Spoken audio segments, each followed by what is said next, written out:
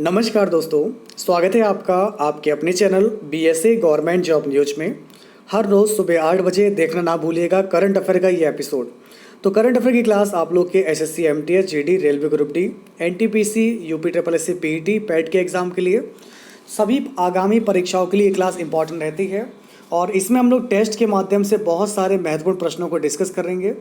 और इस क्लास में हम लोग 1 जुलाई 2020 से लेकर अब तक के सभी महत्वपूर्ण प्रश्नों को डिस्कस कर रहे हैं। तो उसी सीरीज में आज ये हमारा पार्ट नंबर 32 है। अगर आप लोग पहली बार इस क्लास को देख रहे हैं तो इससे पहले के करीब 1 से लेकर 31 तक की सारी वीडियो को देख लीजिएगा ताकि आप लोग के सारे क्वेश्चन कवर अप हो जाए। तो आज भी कुछ हम लोग बहुत ही स्पेशल राष्ट्रीय अंतर्राष्ट्रीय घटनाओं को देखेंगे और एक बहुत ही इंपॉर्टेंट टॉपिक मैं आपको बताऊंगा, क्योंकि उस टॉपिक से मुझे पूरा यकीन है कि आपके एग्जाम में क्वेश्चन देखने को मिल जाएंगे। तो आइए दोस्तों शुरू करते हैं बिना किसी देरी के। अगर ये क्लास आपको पसंद आए तो वीडियो को लाइक कीजिएगा, क्लास को शेयर कीजिएगा, मिलकर आप सभी लोग जो है सपोर्ट कीजिएगा। तो आज का सबसे पहला क्वेश्चन ये रहा आपकी स्क्रीन पर। तो दोस्तों मेरे प्यारे मित्रों, आप लोग मुझे बताएंगे रूस ने भारत के किस पड़ोसी देश को S-400 एयर डिफेंस सिस्टम की डिलीवरी रोक दी? पाकिस्तान, चीन, बांग्लादेश या फिर आपका हो जाएगा म्यांमार। बिल्कुल सही बोल रहे हैं आप लोग। अगर आपने चूज़ किया है चाइना तो बिल्कुल राइट हो जाएगा। वेरी गुड क्लास, आपका इस क्वेश्चन का सही जवाब हो जाएगा चाइना होगा। नेक्स्ट क्वेश्चन आप लोग के सामने आपको दिया गया है, इसको बताइए। नेक्स्ट क्वेश्चन आप लोग को दिया गया है, अंतर्राष्ट्रीय बाघ दिवस आपका कब मनाया जाता है? अंतर्राष्ट्रीय बाघ दिवस कब मनाया जाता है? ए, बी, सी या फिर डी? अंतर्राष्ट्रीय बाघ दिवस मनाया जाता है आप लोग का 29 जुलाई को। अंतर्राष्ट्रीय बाघ दिवस आप लोग का मनाया जाता है 29 जुलाई को मनाया जाता है आपका अंतर्राष्ट्रीय बाघ दिवस। नेक्स्ट क्वेश्चन आप लोग बताइए। दोस्तों आपको बताना है tiger status report 2018, status of tiger को predators and prey in India 2018 के मुताबिक दुनिया का कितना प्रतिशत बाघ भारत में है? 20%, 50%, 70% या फिर 90%? तो यहाँ पर आपका राइट आंसर हो जाएगा 70%। अगर आपने चूज़ किया है 70% तो बिल्कुल राइट हो जाएगा। वेरी गुड क्लास, बहुत बढ़िया। अब देखिए आपका नेक्स्ट क्वेश्चन आप लोग के सामने आपको दिया गया है, इसको बताइए। दोस्तों यहाँ पर आपको बताना है कि टाइगर स्टेटस रिपोर्ट 2018 के मुताबिक भारत में कितने बाघ हैं? तो भारत में बाघों की संख्या कितनी है? ए, बी, सी या फिर डी? तो करीब करीब अनुमानित जो बताया जा रहा है 2967। ओके, तो जिनका भी आंसर आ रहा है 2967, ये आपका बिल्कुल राइट हो जाएगा। वेरी गुड क्लास, बहुत बढ़िया। अब बढ़ेंगे आगे। हमारा अगला क्वेश्चन आप लोग के सामने आपको दिया गया है, इसको देखिए। बहुत ही अच्छा क्वेश्चन आप लोग के साथ मैं डिस्कस कर रहा हूँ। तो अब आप लोग मुझे बताएंगे टाइगर स्टेटस रिपोर्ट 2018 के मुताबिक देश में सबसे ज़्यादा जो बाघ हैं वो किस राज्य में हैं? तो सबसे ज़्यादा जो बाघ हैं वो आपको कहाँ मिलेंगे? मध्य प्रदेश में, उत्तराखंड में, कर्नाटक में या फिर महाराष्ट्र में? तो सबसे ज़्यादा जो टाइगर आप लोग के वो है नंबर 1 पे मध्य प्रदेश में। मध्य प्रदेश में करीब करीब जो संख्या बताई जा रही है वो 526 बताई जा रही है। तो टाइगर हो गया एमपी में ज़्यादा, फिर आता है कर्नाटक, कर्नाटक में आप लोग के हो गया 524 के करीब है। फिर आपका उत्तराखंड आ जाता है, उत्तराखंड में आप लोग का जो है 442 के करीब है। महाराष्ट्र में नंबर 4 आता है 312 के करीब है। तो नंबर 1 पर आपका क्या आ जाएगा? मध्य प्रदेश होगा इसका बिल्कुल right answer. Very good class, बहुत बढ़िया। अब देखिए दोस्तों आपका अगला क्वेश्चन आप लोग के सामने आपको दिया गया है, इसको बताइए। देश का सबसे बड़ा स्वदेशी परमाणु ऊर्जा रिएक्टर का नाम बताइए जो जुलाई 2020 में चालू हुआ था। क्या है? काकरापार, तारापुर या फिर कलपक्कम? देश का सबसे बड़ा स्वदेशी परमाणु ऊर्जा रिएक्टर का नाम बताइए जो जुलाई 2020 में चालू हुआ। क्या है? काकरापार, तारापुर या फिर कलपक्कम? बताइए आप लोग। तो बिल्कुल आप लोग सही बता रहे हैं। यहाँ से देखिए भाई, बाकी लोग कितने छोड़ा है, आप लोग क्लास को लाइक करते रहिएगा, क्लास को शेयर करते रहिए, मिलकर सपोर्ट कीजिए।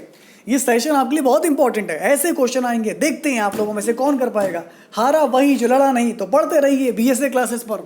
तो देश का सबसे बड़ा स्वदेशी परमाणु ऊर्जा रिएक्टर का नाम बताइए जो आपका जुलाई 2020 में चालू हुआ था।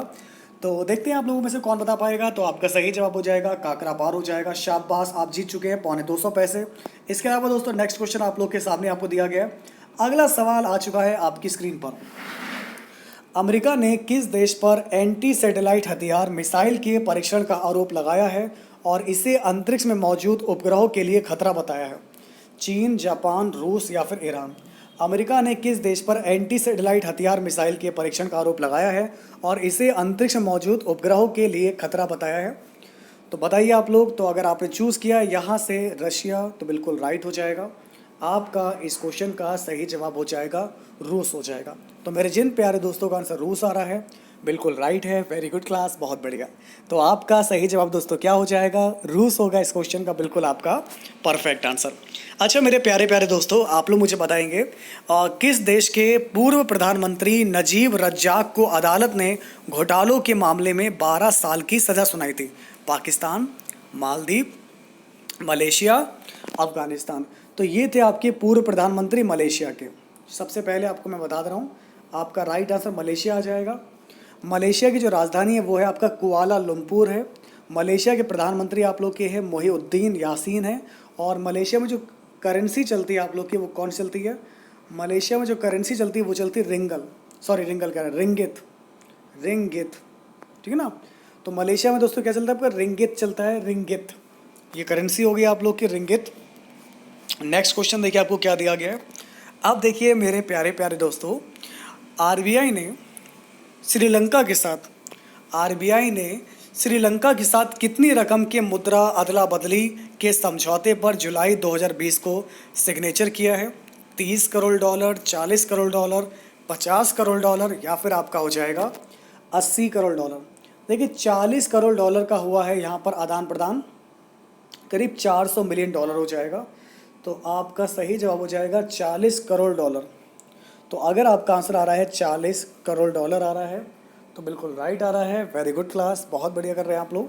आपका सही जवाब हो जाएगा दोस्तों 40 करोड़ डॉलर। अब देखिए दोस्तों आपका नेक्स्ट क्वेश्चन। अभिनेत्री कुमकुम का 28 जुलाई को निधन हो गया, वो किस बीमारी से जूझ रही थी? ए, बी, सी या फिर डी? तो अगर हम इस क्वेश्चन की बात करेंगे तो आपका सही जवाब हो जाएगा ऑप्शन नंबर बी हो जाएगा, कोविड-19। जी हाँ दोस्तों, अगर आपका आंसर आ रहा है कोविड-19, बिल्कुल राइट हो जाएगा। अभिनेत्री कुमकुम का 28 जुलाई को निधन हो गया और ये जूझ रही थी फिलहाल आप लोग की कोविड-19 बीमारी से। तो आपका सही जवाब हो जाएगा कोविड-19। अब देखिए दोस्तों आपका नेक्स्ट क्वेश्चन आप लोग के सामने है, इसको देखिए।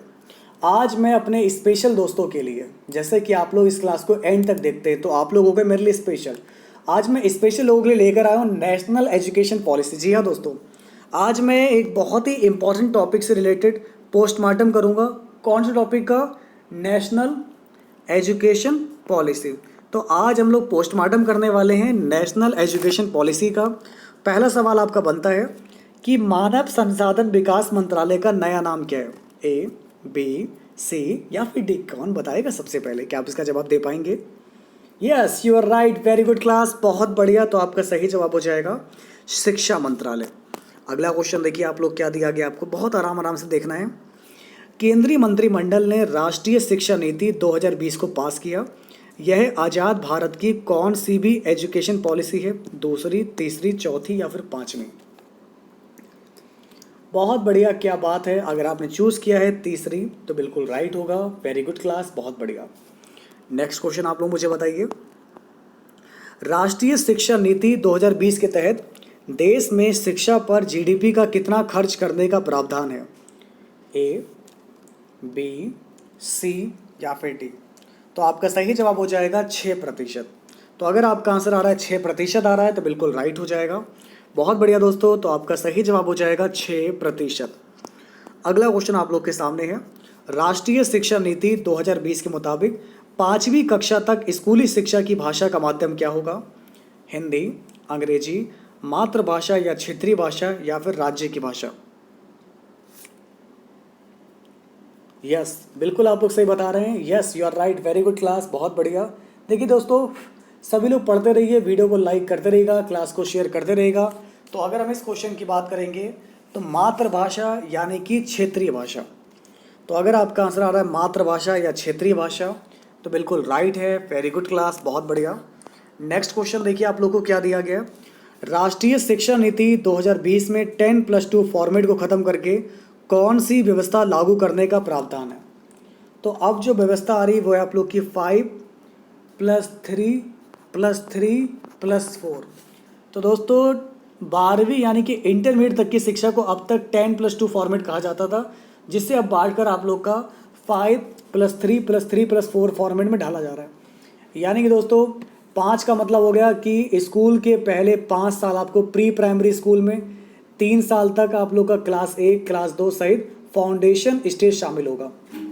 इसमें आप लोग की अर्ली चाइल्डहुड केयर एजुकेशन कहा जाएगा, जिसमें 3 साल से लेकर 8 साल तक की एज रहेगी बच्चों की। फिर आपका अगले 3 सालों में आप लोग का 3rd से लेकर 5th तक की क्लास में विभाजन किया जाएगा। फिर 6 to 8, फिर 9th to 12 रहेगा। ओके, तो ये पॉलिसी आप लोग की हो जाएगी। जिनका भी आंसर आ रहा है ऑप्शन नंबर सी बिल्कुल राइट है। वेरी गुड क्लास, बहुत बढ़िया। ओके, तो ध्यान रखिएगा आप लोग, आपका सही जवाब क्या हो जाएगा? ऑप्शन नंबर सी होगा इसका बिल्कुल परफेक्ट आंसर। अब दोस्तों बढ़ते हैं हम लोग यहाँ से आगे। नेक्स्ट क्वेश्चन आप लोग के सामने आपको दिया गया है, इसको बताइए। राष्ट्रीय शिक्षा नीति 2020 में किस क्लास से वोकेशनल कोर्स शुरू करने का प्रावधान है? देखिए दोस्तों, राष्ट्रीय शिक्षा नीति 2020 में किस क्लास से वोकेशनल कोर्स शुरू करने का प्रावधान है? क्लास 2, क्लास 6, क्लास 10 या क्लास 12 होगा। तो अगर हम इस क्वेश्चन की बात करेंगे तो आपका सही जवाब हो जाएगा क्लास 6। ओके, तो ऐसे में अगर हम क्वेश्चन की बात करेंगे तो हमारा सही जवाब क्या हो जाएगा? क्लास 6 होगा इसका बिल्कुल परफेक्ट आंसर। अब आपका अगला क्वेश्चन आप लोग के सामने आपको दिया गया है। राष्ट्रीय शिक्षा नीति 2020 में किस वर्ष तक हर बच्चे के लिए शिक्षा सुनिश्चित करने की बात है? 2022, 2025, 2030 या फिर 2040? तो राष्ट्रीय शिक्षा नीति 2020 में किस वर्ष तक हर बच्चे के लिए शिक्षा सुनिश्चित करने की बात है? तो ये आपका हो जाएगा वर्ष 2030 हो जाएगा। ओके, तो इसमें आपका राइट आंसर क्या हो जाएगा? 2030 हो जाएगा। अब मैं थोड़ा सा आपको बताऊंगा हायर एजुकेशन के बारे में। अभी हम लोग बढ़ेंगे हायर एजुकेशन पर। तो नेक्स्ट क्वेश्चन आप लोग के सामने आपको क्या दिया गया, इसको बताइए। राष्ट्रीय शिक्षा नीति 2020 में मेडिकल और लॉ एजुकेशन को छोड़कर अन्य उच्च शिक्षा के लिए कौन सा आयोग बनाने की बात कही गई है? ए, बी, सी या फिर डी? तो बहुत ही अच्छा क्वेश्चन आप लोग के सामने है। इसमें आपका हो जाएगा नेशनल हायर एजुकेशन कमीशन, भारतीय उच्चतर शिक्षा आयोग।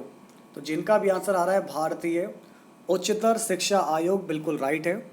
इसकी 4 स्वतंत्र इकाई होंगी। पहली NHERC यानी कि national higher education regulatory council, यह एजुकेशन के लिए रेगुलेशन बनाएगी। दूसरी है GEC जर्नल एजुकेशन काउंसिल, यह आपका मानक को निर्धारित करने का काम करेगी। तीसरा आपका हो जाएगा higher education grant council HEGC, यह आपका फंडिंग का काम करेगी। और चौथी इकाई हो जाएगी नेशनल एक्रेडिटेशन काउंसिल NAC, यह पहले से ही जो आपका एजुकेशनल संस्थानों की ग्रेडिंग है उसको तय करेगी। ओके, समझ में आ रहा है आप लोग को? तो आपका राइट आंसर हो जाएगा ऑप्शन नंबर ए होगा इस क्वेश्चन का बिल्कुल परफेक्ट आंसर। अब आइए मेरे परम प्यारे दोस्तों, नेक्स्ट क्वेश्चन आप लोग के सामने है। राष्ट्रीय शिक्षा नीति 2020 में उच्च शिक्षा को क्रेडिट आधारित बनाने के लिए कौन सा संगठन बनाए जाने का प्रावधान है? ए, बी, सी या फिर डी? तो अगर हम इस क्वेश्चन की बात करेंगे तो आपका सही जवाब क्या हो जाएगा? ए होगा, बी होगा, सी होगा या फिर आप लोग का डी हो जाएगा? बताइए। एक बड़ा ही बेहतरीन क्वेश्चन आप लोगों की तरह। आपका सही जवाब हो जाएगा एकेडमिक बैंक ऑफ क्रेडिट। ठीक है ना? तो जिनका भी आ रहा एकेडमिक बैंक ऑफ क्रेडिट, बिल्कुल राइट है। वेरी गुड क्लास, बहुत बढ़िया। ऑप्शन नंबर ए होगा इस क्वेश्चन का बिल्कुल परफेक्ट आंसर। राष्ट्रीय शिक्षा नीति 2020 के मुताबिक रिसर्च के लिए कौन सा संगठन स्थापित होना चाहिए? राष्ट्रीय अनुसंधान फाउंडेशन, राष्ट्रीय शोध संस्थान, राष्ट्रीय अनुसंधान आयोग या फिर सभी? देखिए दोस्तों, जैसे कि मैंने आपको पढ़ाया है, राष्ट्रीय अनुसंधान foundation, the national research foundation, national research foundation, ये आपका होगा सही जवाब। तो राष्ट्रीय शिक्षा नीति 2020 के मुताबिक रिसर्च के लिए कौन सा संगठन जो है स्थापना की गई है? तो ये किया गया आपका राष्ट्रीय अनुसंधान फाउंडेशन, राष्ट्रीय अनुसंधान फाउंडेशन। जी हाँ मेरे प्यारे दोस्तों, अगला क्वेश्चन बताइए। भाई सभी लोग क्लास को लाइक करते रहिए, क्लास को शेयर करते रहिए। जितने भी लोग क्लास को देख रहे हो सभी लोग क्लास को लाइक जरूर कीजिएगा, सभी लोग क्लास को शेयर करते रहिए। अपना प्यार, अपना सहयोग, अपना सपोर्ट सब कुछ बनाए रखिए। जितना ज़्यादा कर सकते हैं क्लास को शेयर कीजिए। तो मेरे प्यारे प्यारे दोस्तों, अपनी क्लास को सपोर्ट कीजिए। देखिए करंट अफेयर की क्लास मैं बहुत इंपॉर्टेंट आपको प्रोवाइड करा रहा हूँ। यकीन मानिएगा दोस्तों, बहुत जल्दी मैं जो है 1 साल के सारे क्वेश्चन को कंप्लीट करा दूंगा। ओके, आप यकीन मानिएगा मैंने बहुत सारे क्वेश्चन कंप्लीट करवा भी दिए हैं। बस आप रेगुलर हो जाइए और अपनी इस क्लास में सभी लोगों को जोड़िए। बस आप इतना कर लीजिए, आप सभी लोगों को क्लास में जोड़िए, शेयर कीजिए। तो राष्ट्रीय शिक्षा नीति 2020 के तहत कॉलेजों को कितने वक्त में चरणबद्ध तरीके से ऑटोनोमस यानी कि स्वायत्त बनाने की बात है? 5 साल, 10 साल, 15 साल, 20 साल। तो अगर आपने चूज़ किया है 15 साल तो बिल्कुल राइट हो जाएगा। आपका इस क्वेश्चन का सही जवाब हो जाएगा 15 साल होगा इसका बिल्कुल परफेक्ट आंसर। अब देखिए दोस्तों, आपका नेक्स्ट क्वेश्चन आप लोग के सामने आपको दिया गया, इसको बताइए। संस्कृत और भारतीय भाषाओं के लिए कौन सा संस्थान स्थापित होगा? IITI, NITI, PITI, LITI। तो दोस्तों इसका सही जवाब हो जाएगा Indian institute of translation and interpretation. आपका सही जवाब हो जाएगा यहाँ से IITI। जी हाँ दोस्तों, आप सभी लोग यहाँ पर ध्यान दीजिएगा। अगर हम इस क्वेश्चन की बात करेंगे कि संस्कृत और भारतीय भाषाओं के लिए कौन सा संस्थान स्थापित होगा, तो ये आपका हो जाएगा यहाँ से। आप लोग यहाँ पर ध्यान दीजिएगा। एक एक चीज़ मैं आप लोग को बताता हूँ जो आपके लिए बहुत ही इंपॉर्टेंट रहती है। तो इंडियन इंस्टीट्यूट, ठीक ना, इंडियन इंस्टीट्यूट शॉर्ट फॉर्म में लिख रहा हूँ मैं यहाँ पर, of translation and interpretation, of translation and interpretation. तो आप इसका ध्यान रखिएगा। आपका राइट आंसर हो जाएगा IITI। तो जिनका भी आ रहा है IITI बिल्कुल करेक्ट हो जाएगा। वेरी गुड क्लास, बहुत बढ़िया। अगला क्वेश्चन आप लोग के सामने आपको दिया गया है, इसको देखिए दोस्तों। राष्ट्रीय शिक्षा नीति 2020 में किस वर्ष तक स्कूल और उच्च शिक्षा प्रणाली के माध्यम से कम 50% शिक्षार्थियों को व्यावसायिक शिक्षा में शामिल होने का टारगेट रखा गया है? 2050, 2040, 2030, 2022। तो आपका सही जवाब क्या हो जाएगा? ये आपका हो जाएगा 2050 होगा, बिल्कुल आपका परफेक्ट आंसर। नेक्स्ट क्वेश्चन आप लोग के सामने आपको क्या दिया गया है? केंद्र सरकार ने राष्ट्रीय शिक्षा नीति, नेशनल एजुकेशन पॉलिसी को लागू किया और इस मसौदा जो है, यह मसौदा किसकी अध्यक्षता में बने पैनल से तैयार किया गया है? श्रीकांत माधव, S जयशंकर, K कस्तूरीरंगन, विमल जालान। बहुत बढ़िया क्वेश्चन आप लोग के सामने है। और अगर हम इस क्वेश्चन की बात करेंगे तो मेरे प्यारे प्यारे मित्रों, आपका यहाँ पर सही जवाब क्या हो जाएगा? ये होगा आपका K कस्तूरी रंगन जी। जिनका भी आंसर आ रहा है बिल्कुल राइट है, बहुत बढ़िया कर पा रहे हैं आप लोग। अब बढ़ते हैं आगे। नेक्स्ट क्वेश्चन आप लोग के सामने आपको दिया गया है, इसको बताइए। अब मैं दोस्तों आपके लिए कुछ प्रीवियस पेपर में जो क्वेश्चन पूछे गए हैं मैं उनको देखूंगा। जो आपके पेपर जैसे कि रेलवे हो गया, SSC हो गया, UPSSC हो गया, पुलिस हो गया, कांस्टेबल हो गया, जो इन एग्ज़ाम में आते हैं। पहला सवाल आपके एग्ज़ाम में आ चुका है। देश का पहला राज्य जहाँ 3 राजधानी स्थापित करने के विधेयक को वहाँ के राज्यपाल ने मंजूरी दे दी है। तो आपका सही जवाब हो जाएगा आंध्र प्रदेश, ठीक है ना। तो अगर आपका आंसर आ रहा है आंध्र प्रदेश, बिल्कुल राइट है। ओके, तो आंध्र प्रदेश की 3 राजधानियाँ होंगी इस कानून के तहत। जी हाँ दोस्तों, अगर आपका आंसर आ रहा है आंध्र प्रदेश, बहुत बढ़िया। और बाकी लोग पीछे मत हटो, आप भी किसी से कम नहीं हो। हर एक सवाल का जवाब आप सभी लोगों के बीच से आना चाहिए। सभी लोग जवाब जरूर दें। अगला सवाल आपकी स्क्रीन पर आ चुका है। नेशनल एजुकेशन पॉलिसी में विदेशी भाषा की लिस्ट से किस भाषा को शामिल नहीं किया गया? चाइनीज, जर्मन, जापानी, स्पेनिश। तो आपका राइट आंसर होगा चाइनीज। चाइनीज़ लैंग्वेज का नाम है ठीक है, मैंड्रिन, मंदारिन जिसको बोलते हैं। तो इसको शामिल नहीं किया गया है। आपका राइट आंसर हो जाएगा चाइनीज़ हो जाएगा। अगला क्वेश्चन आप लोग के सामने आपको दिया गया है दोस्तों। किस देश ने महात्मा गांधी के चित्र वाले करेंसी सिक्के जारी करने की घोषणा की? आपके ऑप्शन है फ्रांस, ब्रिटेन, जापान, नेपाल। तो आइए दोस्तों, और आप लोग बताइए कि इसका सही जवाब क्या हो जाएगा। तो आपका इस क्वेश्चन का एग्जैक्ट आंसर हो जाएगा आपका ब्रिटेन होगा। ओके, तो याद रखिएगा, ब्रिटेन के वित्त मंत्री ऋषि सुनक ने दफ्तर ने 1 अगस्त को इसकी पुष्टि की है। तो अगर आपका आंसर जो है आ रहा है यहाँ से ब्रिटेन आ रहा है तो बिल्कुल राइट होगा। वेरी गुड क्लास, बहुत बढ़िया कर पा रहे हैं आप लोग। किस राज्य की कैबिनेट मंत्री कमला रानी वरुण का निधन 2 अगस्त 2020 को हो गया? आपका राइट आंसर क्या हो जाएगा, ये होगा आपका उत्तर प्रदेश, बिल्कुल राइट हो जाएगा। कमला रानी वरुण जी का निधन हो गया 2 अगस्त 2020 को, तो इनका संबंध आपका है उत्तर प्रदेश से है। नेक्स्ट क्वेश्चन देखिए, कोरोना से संबंधित जानकारी के लिए किस राज्य में संजीवन ऐप को लॉन्च किया गया। कोरोना से संबंधित जानकारी के लिए किस राज्य में संजीवन ऐप को लॉन्च किया गया है। तो आपका राइट आंसर क्या हो जाएगा, फटाक से बताइए। ए पंजाब, बी यूपी, सी बिहार, डी हिमाचल प्रदेश।